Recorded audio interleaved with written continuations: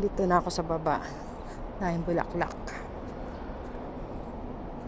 Nakakamiss talaga pag ang mga bulaklak talaga ang nakikita mo. Yan na po. Yung pinanggalingan ko sa taas. Yan na po yung sa taas, guys. So, nandito na tayo sa baba. Park C1. At kung yung makikita ang mga bumbilya, ay, bumbilya po ba ang tawag dito? Ang gaganda. I love it. Daming puno talaga, guys. Yung tanggalan na yung mga leaves nila at magpapalit na yan.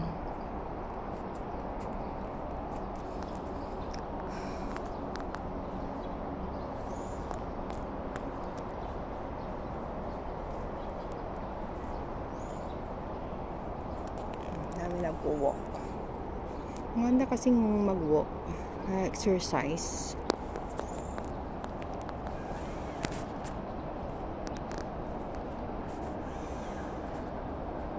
Hindi ka maboboring kasi marami kang makikitang bulaklak. Okay? Ayan.